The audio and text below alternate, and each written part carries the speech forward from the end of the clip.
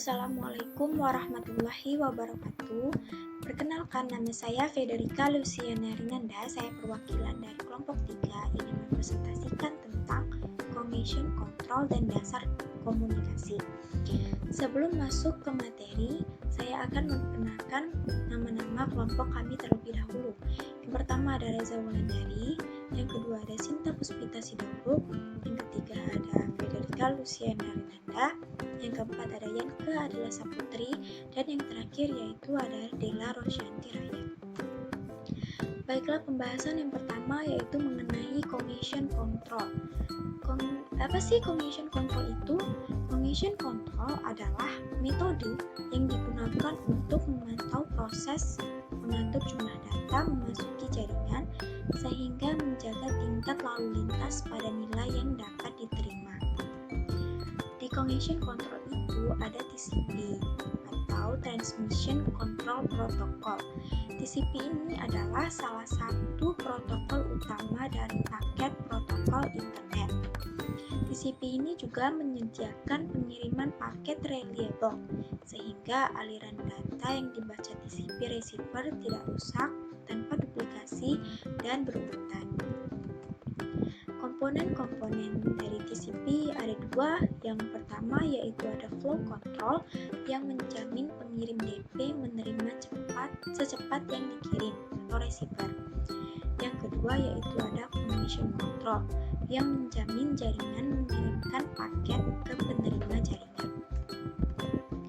Yang kedua yaitu ada datagram Cognition Control Protocol. Datagram Cognition Control Protocol ini adalah sebuah transport protokol yang menyediakan koneksi unicast bidireksional dari datagram yang unreliable dengan Cognition Control. Untuk memenuhi persyaratan dari desain data Cognition Control ada beberapa syaratnya. Yang pertama yaitu harus berdasarkan pada aliran datagram yang unreliable, yang mirip dengan UDP. Yang kedua yaitu ada handshake yang reliable untuk melakukan setup atau melakukan koneksi, dan teardown atau memutus koneksi pada koneksi. Berbeda dengan UDP, tetapi dia lebih mirip dengan TCP. Yang ketiga yaitu adanya kebebasan untuk melakukan pilihan cara penanganan terhadap permasalahan koneksi yang ada, semisal pemilihan mekanisme kontrol yang cocok apabila terjadi congestion. Yang keempat yaitu ada mekanisme yang dibuat haruslah memungkinkan server untuk mencegah holding atau mencegah menahan state apabila terjadi unacknowledged connection dan apabila koneksi sudah selesai dilakukan. Baiklah, pembahasan yang kedua yaitu ada dasar komunikasi. Yang pertama yaitu ada konsep dasar komunikasi. Konsep dasar komunikasi yaitu adalah kita harus tahu dulu apa itu komunikasi data. Komunikasi data merupakan proses pengiriman informasi di antara dua titik menggunakan kode biner melewati saluran transmisi dan perangkat, bisa antara komputer dan komputer, komputer dengan terminal, atau komputer dengan peralatan, atau peralatan dengan peralatan. Elemen-elemen utama komunikasi data antara lain yang pertama ada sumber atau source yang menghasilkan data untuk ditransmisikan. Contohnya itu ada telepon dan PC.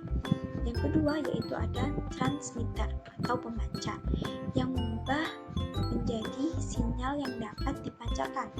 Contohnya yaitu modem yang mengubah sinyal digital ke sinyal analog sistem. Yang ketiga yaitu ada transmisi yang membawa data jalur transmisi yang menghubungkannya dengan sumber dan tujuan. Yang keempat ada receiver yang mengubah sinyal yang diterima menjadi data. Contohnya modem yang merubah sinyal analog ke sinyal digital. Yang kelima yaitu ada destination atau tujuan yang berfungsi untuk pengambilan data. Di dasar komunikasi itu ada manfaat komunikasi data.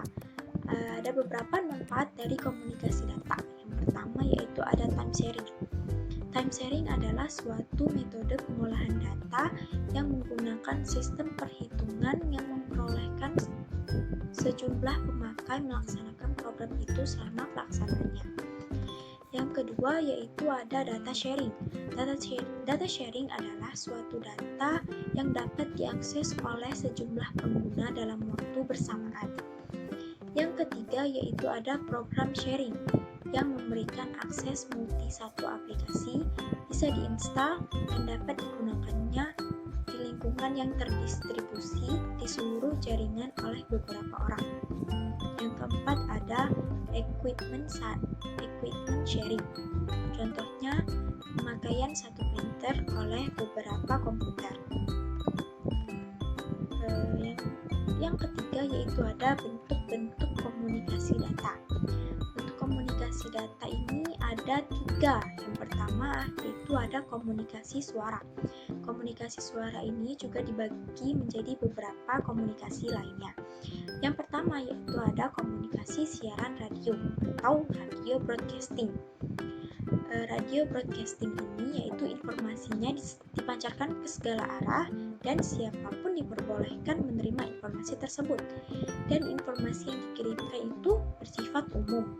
Contohnya yaitu radio RRI. Yang kedua, di komunikasi suara itu ada komunikasi radio amatir. Komunikasi radio amatir ini yaitu informasinya dipancarkan ke segala arah, tetapi jumlah pengirim dan penerima informasi terbatas pada mereka yang mempunyai izin beroperasi. Informasinya itu bersifat pribadi, contohnya yaitu orari. Yang ketiga yaitu ada komunikasi radio dua arah. Komunikasi terbatas pada pengirim dan penerima yang beroperasi dengan saluran frekuensi gelombang yang sama dan jarak jangkauannya terbatas, sehingga sifat pribadinya itu dapat terjaga. Contohnya itu ada handy-talkie. Yang keempat yaitu komunikasi radio antar penduduk atau cityband. Hubungan komunikasinya itu bersifat pribadi, jangkauannya terbatas dan kerahasiaannya tidak terjamin karena semua pesawat penerima sistem komunikasi dapat menerima informasi yang disampaikan. Contohnya itu RAPI dan intercom. Yang kelima yaitu ada komunikasi radio panggil atau paging system yang digunakan untuk memanggil penerima yang merupakan pelanggan dari pengirim. Jarak jangkauannya itu terbatas, contohnya adalah pager. Yang terakhir yaitu ada komunikasi telepon yang bersifat pribadi, murni atau niaga. Jumlah informasi yang disampaikan tidak terbatas. Kerahasiaannya itu juga terjaga, jarak jangkauannya yang paling luas di antara yang lain. Komunikasi ini menggunakan manajemen pertukaran, contohnya yaitu telepon dial dan handphone. Yang kedua yaitu ada komunikasi gambar dan berita. Komunikasi gambar dan berita ini dibagi menjadi 4 komunikasi. Yang pertama yaitu ada komunikasi telegraf yang dalam bentuk Morse yang dibutuhkan operator penerjemah. Yang kedua yaitu ada komunikasi telex seperti telegraf tetapi menggunakan perangkat seperti mesin tik sehingga tidak perlu operator. Yang ketiga yaitu ada komunikasi faksimile. Melalui saluran telepon dikirimkan berita berupa gambar statis atau segala sesuatu yang tertulis atau tercetak seperti fotokopi jarak jauh. Yang terakhir yaitu ada komunikasi siaran televisi berupa gambar bergerak atau video. Yang ketiga yaitu ada komunikasi data. Komunikasi data ini merupakan pertukaran informasi antara dua peralatan yang datanya dikirimkan melalui dua jaringan. Yang pertama yaitu ada jaringan umum atau public network yang berarti melalui jaringan telepon, telex, dan data. Yang kedua yaitu melalui jaringan pribadi atau private network yang melalui saluran pribadi berupa point to point melalui saluran sewa. Baiklah, cukup sekian presentasi dari kelompok kami. Bila ada salah kata atau kurang, kami mohon maaf dan kepada Allah kami mohon ampun. Wabillahi taufiq wal hidayah. Wassalamualaikum warahmatullahi wabarakatuh.